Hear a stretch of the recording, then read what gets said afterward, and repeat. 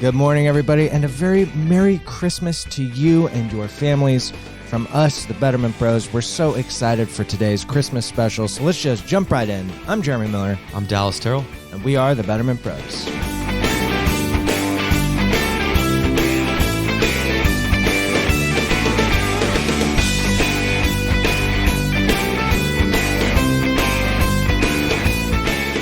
What's up, everyone? We hope you like the Christmas jingle that we just put in there. Yes, sir. We like jingles. We like Christmas music. We like Christmas. We love Christmas. And hopefully around the time this podcast comes out, it's just a couple hours closer to Christmas than it is now and can feel the Christmas spirit in the air. Yeah, man.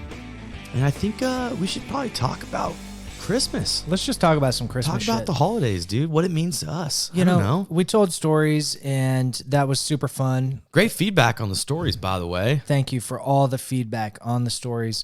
And I think it's only a natural next step to talk about Christmas and just see what that brings to us. Yeah, we kind of wanted to keep it light. We want to bring the Christmas cheer, the Christmas vibe, and our other option for topics was very dark and very heavy. Very heavy. Very important.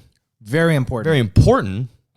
But we didn't want to do that to our audience. You know, we wanted to kind of keep this train rolling. We did make a promise early December to really keep it nice and light and airy and fluffy. I forgot about that. Close, to the texture of a marshmallow. Ooh, I like that, dude. I love marshmallows. You love a mallow, dude. I do. I love them. I've seen you put like 8 mallows in your mouth at once. I have, and I've eaten all 8 of them. Yeah, which is kind of a choking hazard. It is, and not to immediately get off into a story, but do it.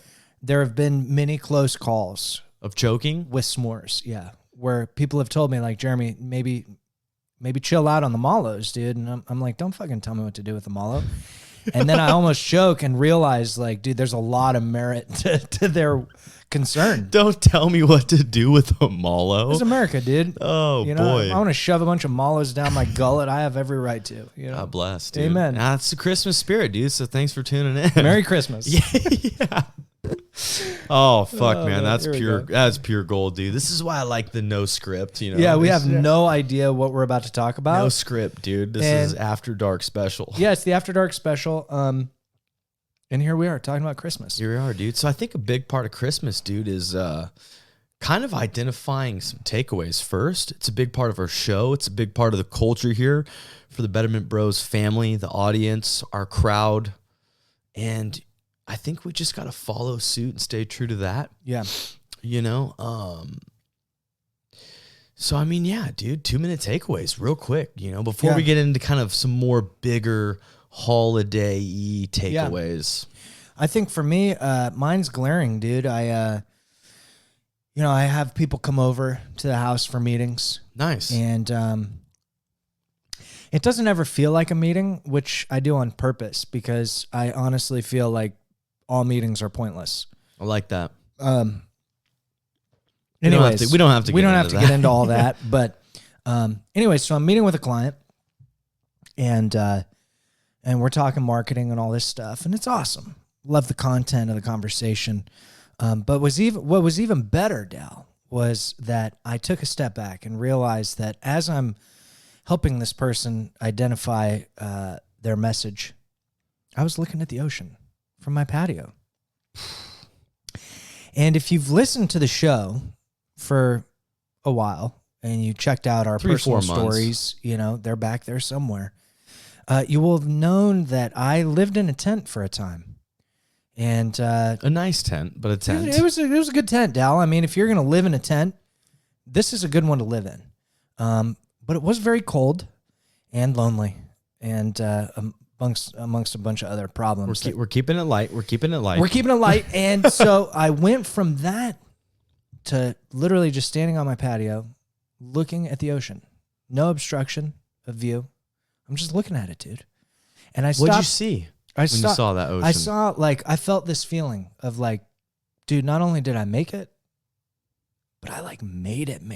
Mm-hmm. And I have to remind myself sometimes that there's so many people in the world that would kill for that view. Yeah. And I just see it every day and get used to it and then don't think about it much. And so today I really stopped for a minute and I was like, dude, you know what? I got myself here. And I had a lot of help on the way, a lot of support. Not to say that people weren't there and rallying me along. But despite my narrative and despite what some would consider to be a quote-unquote colorful past, here I am with my $1 million view, dude.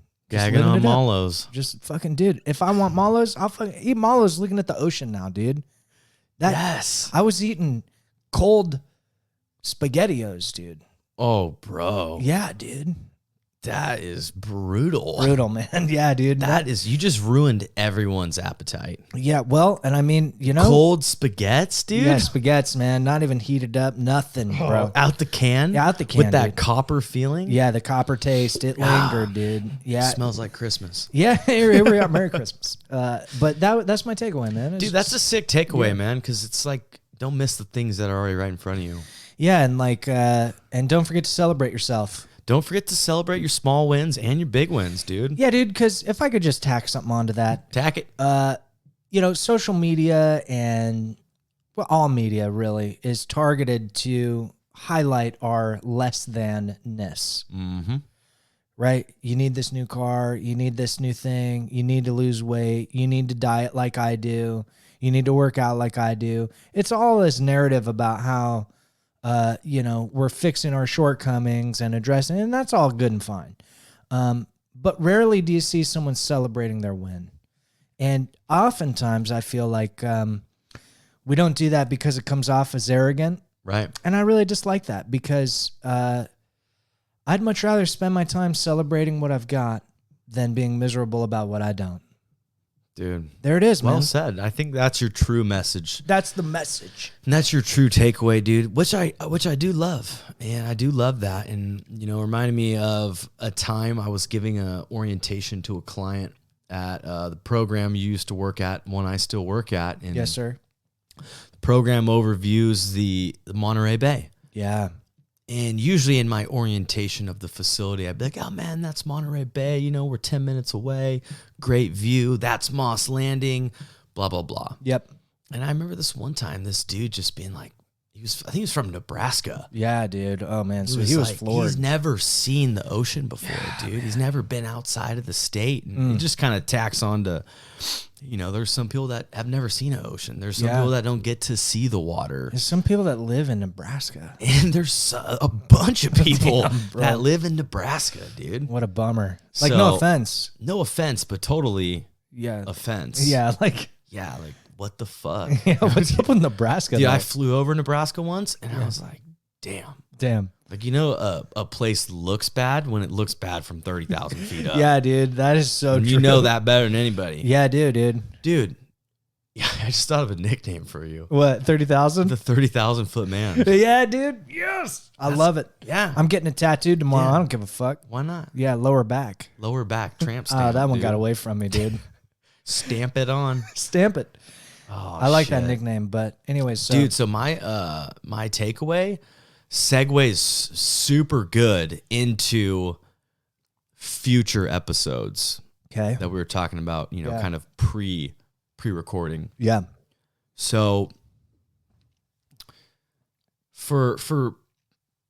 I've had these New Year's resolutions coming up. Just because that is the narrative or the idea around it, you know, for the longest time, the end of the year, you really kind of just start to evaluate and look back at the year. And the couple things I've wanted to change is quit vaping. And I've wanted to start eating healthier. There you go. So I fucking started doing that a week ago, dude. Yeah. Just because I was like, yeah, man, like I'm not going to wait until January 1st to do the things I already know I want to do and should be doing. That's right. So here I am, man, a week into eating healthy, a week into quitting vaping, you know, which is bad for your lungs. I was kind of feeling it affect me in the CrossFit realm, the gym. And it just was, nothing's really good for your lungs except oxygen. That's true. And you know, that's just kind of a true statement. Yeah. So minus oxygen, like I want my lungs to just intake only O2. Yeah, that's fair. Clean O2. Yeah, clean O2. So I started doing it, man. And you know, I like the challenge of doing something that's difficult. It makes me feel alive. And I really like to like go face to face with my fucking mind. Yeah. Like almost like stare it down in the face. Oh, and, shit. Like look myself in the mirror. And it's like, you get to vape. Yeah. You eat healthy now. That's right. And listen to the narrative. Be like, fuck that. That's difficult. That's hard. That doesn't feel good. But you do vape. But you do like this type of food and ice cream and desserts and this. And I'm just like, fuck you. Yeah. You don't run the show anymore. That's right. And I have that kind of conversation with myself. There you go. And then just kind of step back and watch it happen. It's very strange. I like it. But I like it. It's like I'm talking shit to myself. Yeah. It feels good. That's awesome. It feels good, dude. So I've been kind of watching that for the last week. Well, they say all the power is in the witness, you know? Yes. I like observing the angel and the devil kind of do a little bit of a dance. And right in the middle is the essence of who and what you truly are, Dal. That's it, man. So that's been my takeaway for the week is just really battling my own narrative. And I think I'm very grateful and appreciative of it because it ran my life for so long. Yep. Here I am 6.5 years later just talking shit to it, dude. Yeah, dude. Which is usually backwards. Yeah, it is. Usually the ego and the narrative talk shit to me. Yep. And my essential self. Yep. So I just, kind of gave a little bit back to the ego and put my ego in check. I love that. Yeah, that's a sick takeaway, dude. That's my takeaway, dude. A great way to celebrate the upcoming holiday. Yeah. Knowing that you're gifting yourself the miracle that is O2, dude.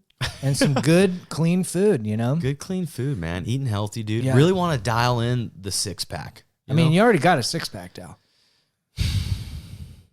That's not false, but I want it to look better, dude. Yeah, no, I want it that's to fair. be like fully earned. Yeah, like really popping. Yeah. Yeah. Fully earned, dude. That's what's up. I haven't had a 6-pack since Let's get you one, man. 2005. Let's get you one. And it's also not that it's cracked up to be, dude. No, you don't feel good walking around with 6-pack abs? No, because I have like an awesome girlfriend, dude, you know, that like would love me with or without it. That's true. So it's kind of lost its appeal where I'm like, oh man, like, you see this? Yeah, She's yeah. like, yeah, you look great, you know? Yeah. No, that makes a lot of sense. It's just coincidental because, oftentimes we talk about wishing we had in order to be a certain thing. Yeah. And because it's been so long since I've had abs, I'm watching myself just resist your level-headedness about it, you know? Yeah. Where I'm like, that's easy for you because you have them, right? But for me, it's like, dude, if I had a 6-pack abs, Dal, you'd never see me in a shirt, bro. I would never have a shirt on.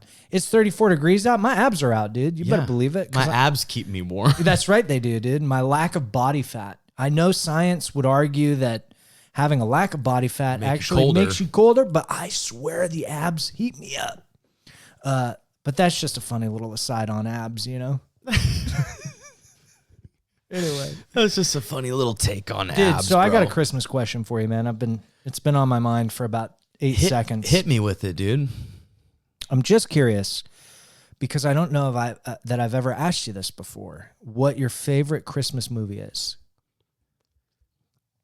Well, Jerem, think it goes. I have 2 answers. That's fine. And the one answer is more based on the fact that I think it's the answer I want you to hear.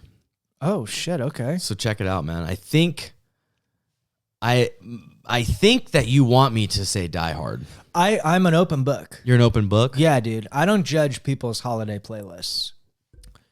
It's weird because I'm sitting with I think you want me to say Die Hard and also wanting to believe that it's Die Hard. What is it?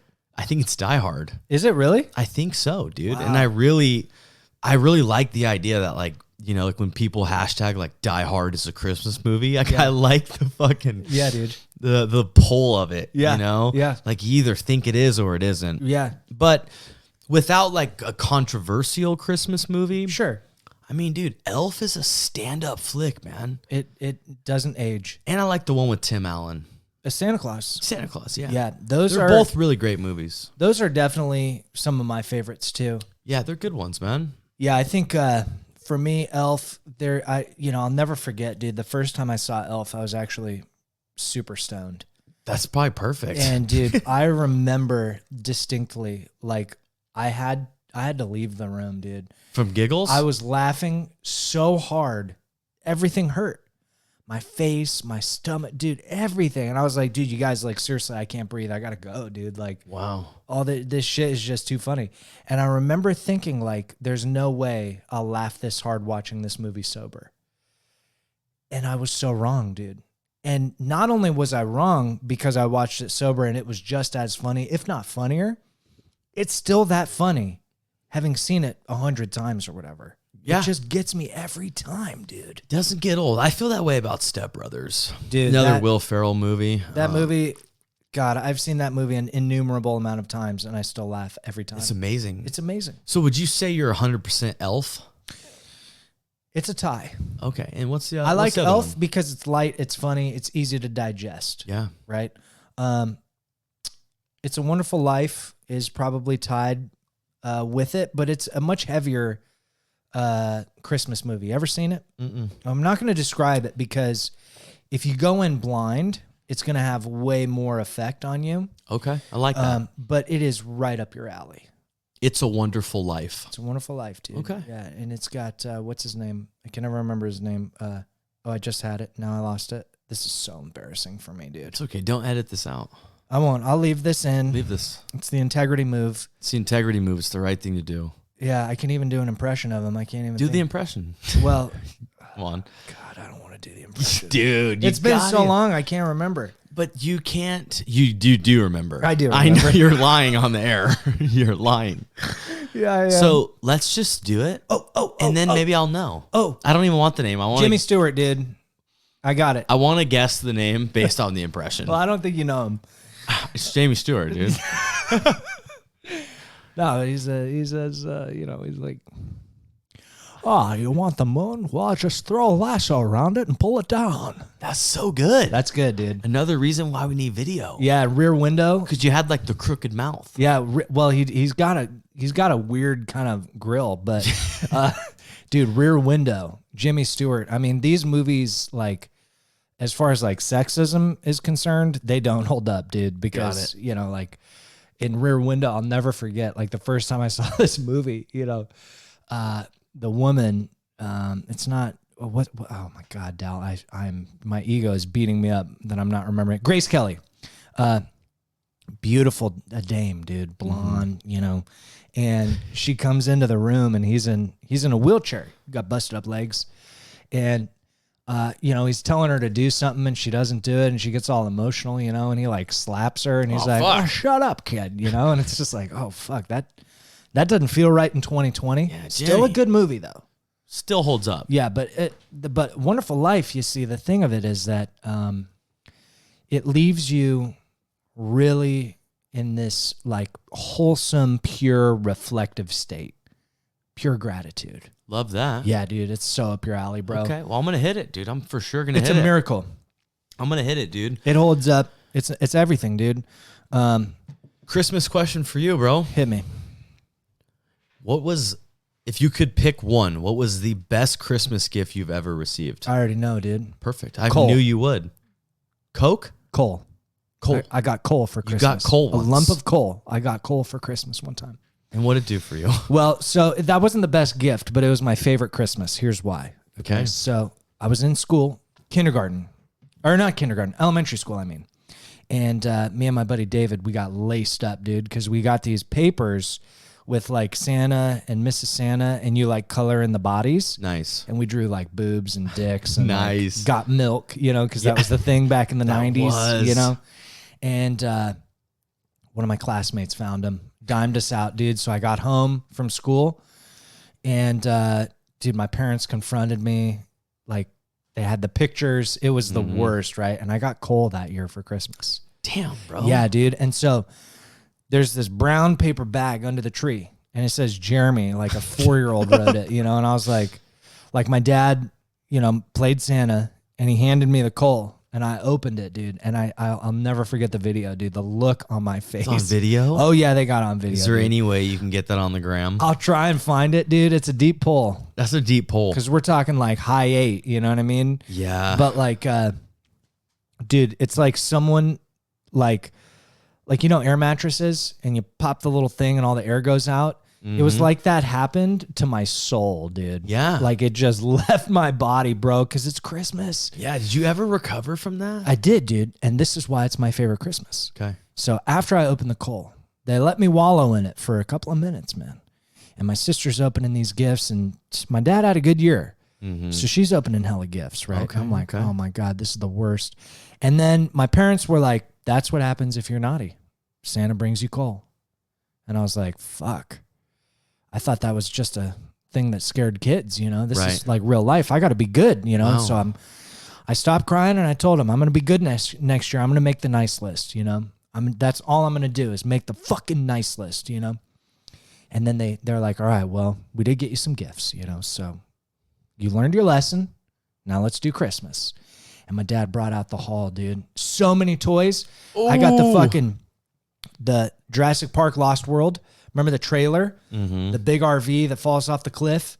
I got that for my action figures, dude. Oh, shit. I got the Jeep where he comes out the side, you know? And I got a little snowboard, dude.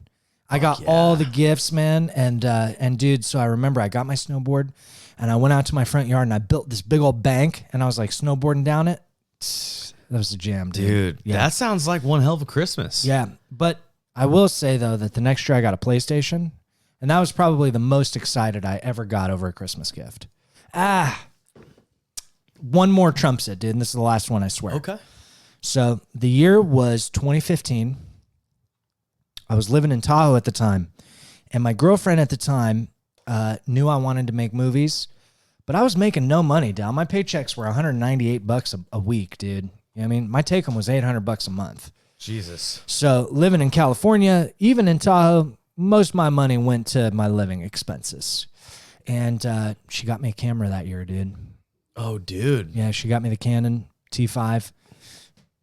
And I'll never forget it, man. It was the best gift ever. Anyway.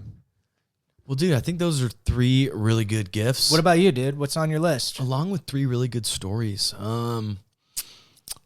Yeah, I was trying to think while you were talking, which was halfway rude, but halfway true. I 100% way respect it, though. Right, yeah. We're in the studio, I dude. know he's going to throw it right back at me. And yeah. So I think it's more of like whatever's coming up is coming up for a reason. Yeah. And when I was younger, pretty much my whole life I played baseball. That's right. And if you're familiar with baseball, there's a period from like 13 to 15 where the fields start to get bigger and you start to get a big barreled bat. Right. So in Little League, you have a small barrel of a bat. Yeah. After Little League, you can start using big barrels, which is almost like, you know, having like a normal baseball bat compared to like a wiffle ball bat. Yeah. And it's a lot thicker. And one year I got this red bat. It was a TPX. I can't remember exactly what it was called, but it looked sick, dude. Fierce or what? Yeah. And I remember just opening it up. And it was one of those things, right, where you're like, with this bat, I could be anybody. You're hitting homers, dude. Yeah, and I started hitting home runs with it. No way. And it was like this confidence that came from the bat. It was like my first big boy bat. Yeah. And it was my dad and my stepmom got it for me. And Jeff Terrell got it for you? Jeff Terrell, dude. What a man. And it was a sick fucking bat. Like even just visually. Yeah. It looked like a monster. I wish I could remember the name of it, but I remember that specifically right now. So at least for that year, it was my favorite gift. Oh, for sure. You know, and you know, ever since I've gotten sober, I find more joy in the giving. Me too. Than the receiving. Big time. And so yeah, man, I think it's more like I'm the type of dude that gets the things that I want. Me too. It's hard to wait till Christmas. You know, like my mom was asking me this. She's like, well, what do you want for Christmas? And I'm like, a weekend with Tony Robbins. Like, I don't know. Yeah, you know, like sick. That's the kind of shit that I'm into, you know, like bettering my life or some knowledge or skill or, you know, I bought myself this like 2 weeks before Christmas, this like CrossFit professional development coaching online session thing, you know? Yeah. Didn't even cross my mind to be like, hey, have like somebody else get that for you. I bought more shit for myself in the last 3 weeks than I have all year, dude. I don't get it. Sick. I was just like, you know what? I want that. I'm buying it. That's a good feeling, dude. Fuck it, you know. So I think I'm just going to leave it at that one story, dude. Like, I think that gift, whether it was my favorite or not, probably meant the most. It sounds like the sentiment behind The sentiment was you know? there, dude. The You're sentiment coming of was age, there. you know, you're about, you know, you're primed to hit some bombers out of the park. You just don't have the equipment to do it, but now you do. That's the fucking truth, dude. Yeah, see, and that to me, like, man, I remember being a kid and just like, just the whole process of opening a present. You know, as an adult, it's like we know loosely what we're gonna get. You know what I mean? Like, I know I'm definitely gonna get a pair of socks, which is sick. I don't complain about that. I hate buying socks. Me too. You know, and like usually when I see the box, my intuition will tell me, hey, Jeremy, I think this is that. And a lot of the times I'm right. But when you're a kid, You just don't know. you don't know. You're not tuned in enough to have any clue what's coming to you. I remember getting the catalogs, you know, and circling all the stuff you want. Remember that? And you're like, wow, they'll never get me that, but I'm going to circle it anyway. Or like making a real list. Yeah. And sending it to Santa Claus's real address. Dude, I love around the holidays, all my mom and dad friends that post their kids' wish lists, you know? Yeah. I love that, dude. Yeah, dude. That's so magical. Yeah. But like you, I'm all about giving these days, dude.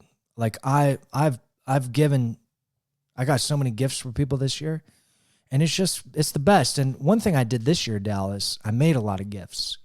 Like Nice. Custom gifts that you can't buy in a store.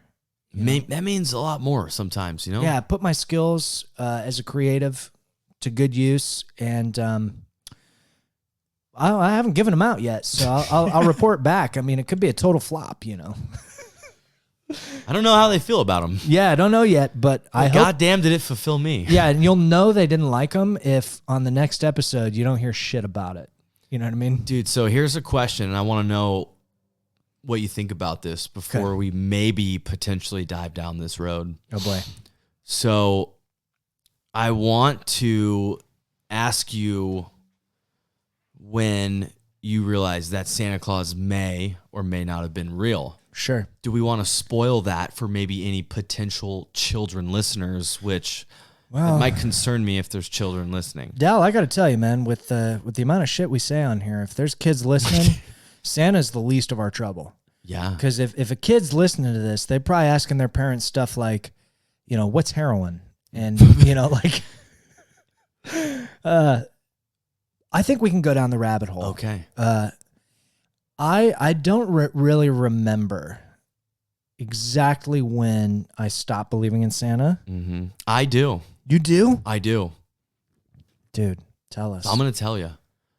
So for the audience, my parents are divorced. So I had 2 Christmases. Sick. Which they always say is the pro of having your parents split up. It's definitely on Like the pros. as a child, you're like, dude, I get 2 Christmases. I Double don't down care. on gifts. For sure. And I got blessed, dude. My parents were always tight, you know, Yeah. all 4 of them. And that's a whole nother story. But I also just would like to tack onto that very briefly that they married into some cool people too. for sure. You Yeah. know? And I got extremely lucky where Yeah. it wasn't like the only pro of having a really sick ass stepmom and stepdad. It was like the 2 Christmases. Right. Yeah. But as a kid, that's what you know. Of course, because Christmas is everything. You want to have sex with my mom, dude? Like, I want 2 Christmases.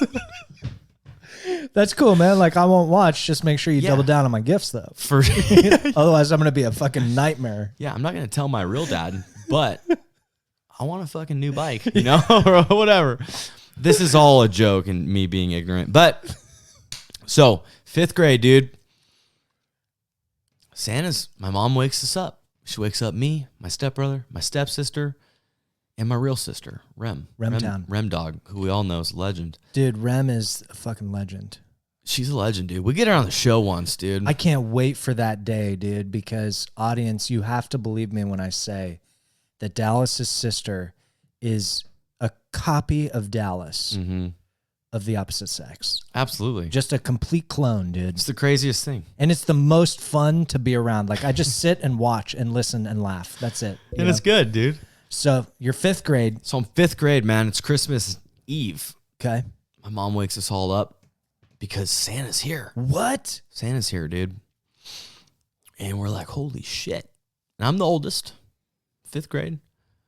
And Santa's taking out all this shit out of this big bag. One of them being a bike, which I think was for my sister. Might have been matching bikes for my sister and my stepsister. And I had the wherewithal to look at my mom as all my other siblings are in awe. And I look at her and I go, where's Phil for this moment? Oh, no. Phil's dude. my stepdad. No, you didn't tell. Yeah. And she just brushed it off, dude. Like, she didn't hear it. And because it was left unanswered, I started to put the pieces together that this is the 2nd year in a row that Phil just keeps missing Christmas. Wow. And so I went in where the tree was, it was positioned between all of our rooms and my parents' rooms. My mom said Phil was sleeping. And I kind of, as they're all watching, I stepped back and peeked in their room. Phil wasn't there, dude. Damn, dude. Next year. And I still wanted to believe. So now I'm fighting this data that I know. That's called denial. What's the word? This essential truth that I now know. Yeah. Dude, this heavy burden. This heavy burden, dude. That you bore for an entire 365 days, that dude. Phil wasn't there. Wow. 2 years in a row. Fuck. Anyways, dude, the next year, I notice that all of the Santa Claus, and this is kind of funny how it all pieced together. This is what made it real for me. The next year, now I'm at my dad's for Christmas, my dad and my stepmom's. And it's Christmas Eve. They disappear into their room. They say, don't come in. Mm. And they pull the whole, we're wrapping gifts for you guys, Yeah, you know, sure. whatever. But then they were really cool about it where it's like they'd put some out, but then like Santa came and it was like, boom, Yeah. hella gift. Plus I also had 4 siblings. Right. So gifts for all of us times 4 people. It's a lot of gifts. It always seemed like a lot, you know? Oh, yeah. Even though like a 7th of all of them were yours. Yeah. Either way, I'm not complaining. On my packages, I started to notice that the ones from Santa were the same handwriting as the one from mom and dad. Damn. I picked up on that. Yeah. That the handwriting was the same. You've got good penmanship, Dal. I'm not surprised you didn't, you know. I noticed a nice penmanship, dude. Yeah. And I noticed that my stepmom's was actually the same as Santa Claus's. Fuck. Santa Claus. I think there's just, it's singular. It's just one of them. There's Santa one. Claus. Yeah. Anyways, man. So that happened.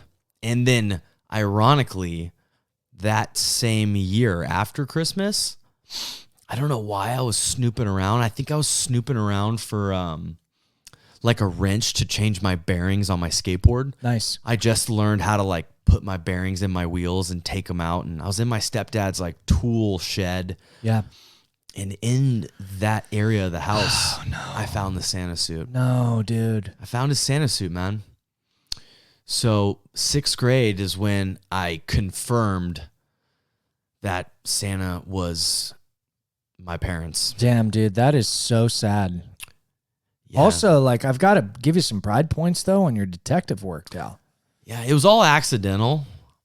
But Well, still, I was kind of with it, dude. Freud says there are no accidents. And I believe it. You know, I really wish I could remember. I really just can't. I mean, I remember it like it was yesterday, dude. well, yeah, I mean, that you fucking Sherlock Holmes did, dude. You know, that kind of stuff will stick with you. I really don't. I didn't resent my parents, though, That's for good. what they did. Because I immediately took it as like, they do it for us. Yeah, man. You know? It's for the kids. And I won't ruin this. And I held on to it. I didn't tell my sister you know, or my stepbrother or anybody else. what really cracks me up about the whole situation is that your mom probably called your dad and she was like, yo, Jeff, we got fucking problems, dude. Dal's onto us. Keeps asking about Phil. So you guys got to be super good at this. Super good at this. What's funny is thinking about parents trying to maintain the charade, you know? Yeah, man. A lot of effort goes into it. A lot of effort. I feel it, man. I'll tell you what, though, it's a good lesson for us for when we have kids that we shouldn't try and pass it off as though one of us is Santa. You need a third party because they'll catch us, dude. We need to hire a paid actor. You need a third party, yeah, and you need to potentially write your gifts with maybe the opposite hand. Yeah, or have the third party write the card as well. Yeah, and and just to take it another step deeper, right? You really give your kids a lot of context about if he hears you, right? He'll fucking vanish. He will with the gifts. So you got to stay far away and you got to stay super quiet, and you keep it like a 10-second viewing just to keep it alive, but not long enough. Like a magician, they do their tricks fast, man. They do. Otherwise, you see the sleight of hand. They're deceptive. See, they're deceptive and they're distractive. Yeah, dude. I also think people get caught up a lot in kind of the chimney logistics. Yeah. I think that's another, area that parents kind of get lost in the sauce. Yeah. Is chimney logistics and just simple engineering. Yeah. And architect. Especially in California, man, because not a lot of chimneys out here. For sure. A lot of apartments. A lot of shitty little houses that cost $2 million. Yeah. Yeah, man. All right. What other Christmas shit do we got, Dal? Well, I think those were kind of my main ones, dude. Is like best gift, is Santa real or not real, and kind of what Christmas means to you. Yeah, I mean, for me, we'll end on that. Christmas to me, it's just a time where we can kind of let go and be at rest in our joy and at play. Like that. It's like even the most serious of people can let go during Christmas and just kind of like suspend all disbelief and just kind of snap into it, And I've always loved that about Christmas. Even during COVID, it's like, I was at Target earlier today getting some last minute stuff, and I had to pick up my meds, the pharmacy there. And, they're checking me out,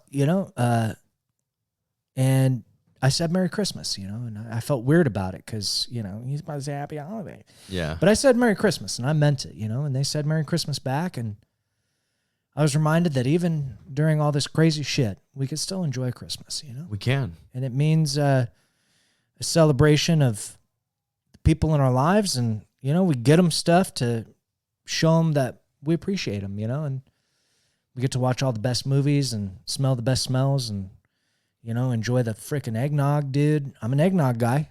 Yeah. And I'm surprised that didn't come up. Eggnog is a big thing for me, yeah. I used to drink it so much I'd get sick. Wow. Yeah, my dad would say, you drink that much, you're going to get sick. And I'd say, I don't give a fuck. You see me eat a marshmallow, dude? Watch me drink this eggnog. Yeah. I'll take it straight to the dome, dude. A whole quart. I was born to overindulge, Father. I was, dude. That's the addict in me. It was. So when they replaced eggnog with, whiskey, well, here I am. Yeah. But I got to say, those to me are the things that I love about Christmas the most, man. I love that, dude. And I knew you'd nail it. And you What's it mean to you, bro? You know what? It's I don't have anything, cloud parting. But to me, man, it's a time, as you would say, to turn the volume up on life. That's right. Turn the volume up on gratitude. Mm-hmm. Turn the volume up on forgiveness. Yep. Turn the volume up on like being with others that you appreciate being around. That's right. And I think just being like cheerful, cheerful, like joyous, happy, free, dude. And if you look at Christmas for the qualities that should be there, you can find it. Yeah, for sure. And where I think people go wrong and where I've gone wrong too is when you start to look at the objects you think Christmas should have. That's right. Or the people that should be there. Amen. Or the expectations that we have for Christmas. It's a good lesson for right now. And it changes. It changes as a kid to an adult, to being sober, to being on drugs, to not being with family. How can I turn the volume up, dude, on who I am? Damn, bro. That's pard clouding. I'm sorry. Cloud. What did I say? Pard clouding. Oh my God, it's getting late, bro. I didn't even. Hard clouding. Let me rewind and try that again, okay? Damn, Dal. That's cloud parting. No, that sounds wrong. You came after it like, oh, this isn't going to be cloud parting. But, dude, you just parted the clouds, bro. You know?